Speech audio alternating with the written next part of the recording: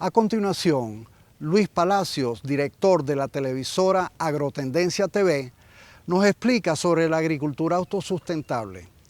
Este es un término que debe ser aplicado a todas las actividades humanas, sea economía, turismo, industria, porque de otra manera vamos a terminar agotando recursos de los cuales vamos a necesitar para mantener no solo la calidad de vida, sino nuestra vida. Bueno, primero hay un par de términos, tú me hablas hablando de conceptos, te hablan de agricultura sustentable y agricultura sostenible. Sostenible normalmente se refiere a cuando la producción es sostenible desde el punto de vista económico. Okay. Es rentable. Se sostiene, no es una agricultura, o sea, que te da una ganancia y puedes sostenerla desde el punto de vista económico. Y el término sustentable ya se va a esa agricultura que produce los alimentos de hoy sin deteriorar la producción de alimentos del futuro. Okay. Cuidando los suelos, cuidando las aguas y cuidando el ambiente que rodea. De hecho, este año la FAO ha declarado Año Internacional de los Suelos por la importancia que tienen los suelos en la agricultura. Si deterioramos los suelos hoy, los suelos es esa pequeña capa que hay que nos permite producir alimentos. Si eso se erosiona, ya tú pierdes el suelo y la producción de alimentos del futuro la tienes comprometida. El suelo agrícola, o vamos a decir el suelo agrícola, es esa capa que tiene materia orgánica, delgadita, que es muy delgada y dependiendo del lugar es más o menos delgada. Pero muy, muy delgada, te hablo de 4 o 5 centímetros, que puedes llegar en algunos lugares hasta 50 en las Pampas argentinas.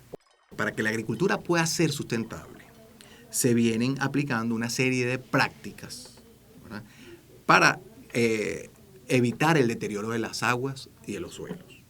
¿Cuáles son estas prácticas? Principalmente siembra directa, donde tú siembras y no rastreas, no subsolas, no mueves la capa y evitas erosión. No dejas el suelo desnudo, sino tú después de sembrar, dejas la soca y siembras con estamos hablando de las siembras de cereales, que vamos a decir que son las siembras que más deterioran los suelos. Ya dijimos que la de café, por sus características, sí preserva un poco más los suelos porque tiene mucha capa de cobertura. En el caso de las grandes extensiones, los que producen cereales, como maíz, arroz, sorgo, soya, que son las grandes extensiones de tierra que se siembran. ¿Okay?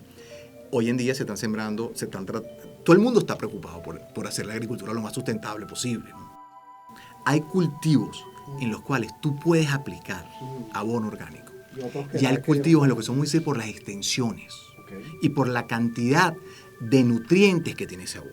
Okay. Un abono orgánico normalmente es un abono que no tiene la cantidad, la concentración, okay, de nutrientes necesarios para producir cultivos intensamente y con grandes rendimientos, que acuérdate que esto va para la alimentación del mundo, esto va para la alimentación de mucha gente. En lo que los productores de café dejan de producir café, por lo que tú mencionas, porque el cultivo no les es rentable, no pueden vivir de eso, esas tierras se convierten en tierras ganaderas normalmente. Al convertirse en tierras ganaderas, los ganaderos deforestan esas zonas y perjudican las cuencas hidrográficas, que las cuencas hidrográficas son normalmente donde están las nacientes de todos estos ríos que tú mencionas, que además que son las que dan aguas abajo, agua a todas las poblaciones de abajo. Entonces, al tú deforestar estas cuencas hidrográficas, eso se va, poco a poco, esas nacientes van produciendo menos agua. O sea, tú no cuidar la sombra.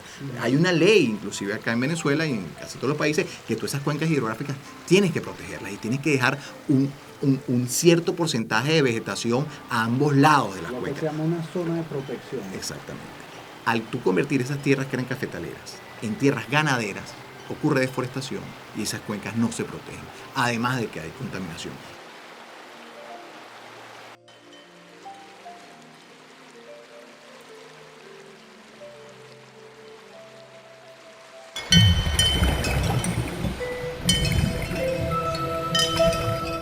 Mientras usted ve ecoprácticas, la deforestación, especialmente al sur de Venezuela, está generando destrucción de biodiversidad, fuentes de agua y electricidad. Y es que esa deforestación ya viene afectando cuencas como la del río Paragua y Caroní, que que son las principales fuentes de agua para la represa de Guri, donde se produce el 70% de la electricidad que consumimos en Venezuela.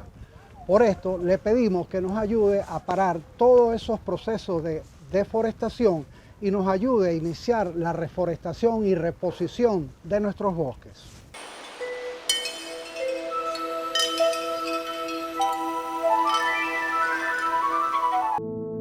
Cuando viaje por nuestras carreteras, no compre animales silvestres. Esto destruye nuestra biodiversidad, además de ser ilegal. Algunas de estas especies ya están amenazadas de extinción y en su código genético puede estar la clave para curar enfermedades que usted podría sufrir. Además, en la mayoría de los casos, estos animales terminan viviendo en condiciones de sufrimiento. Por favor, ayúdenos a denunciar su tráfico.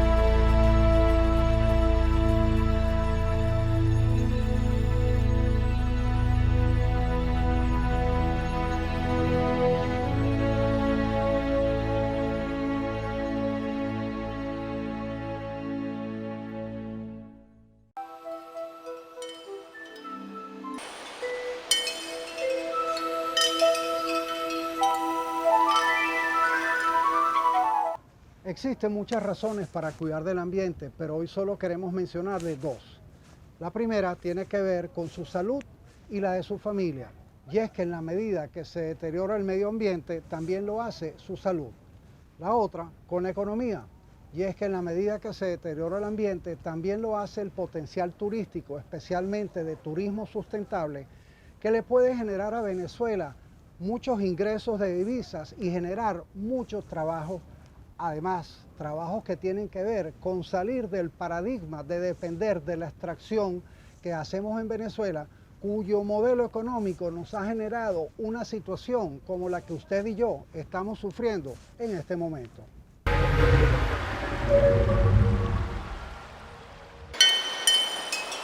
Lavarse las manos con agua y jabón es la manera sencilla y económica para prevenir el contagio con el COVID-19. Asegúrese de cubrir las manos con jabón, por encima, debajo, hasta las muñecas y entre los dedos y sus puntas. Recuerde ahorrar el agua y no salir de su casa.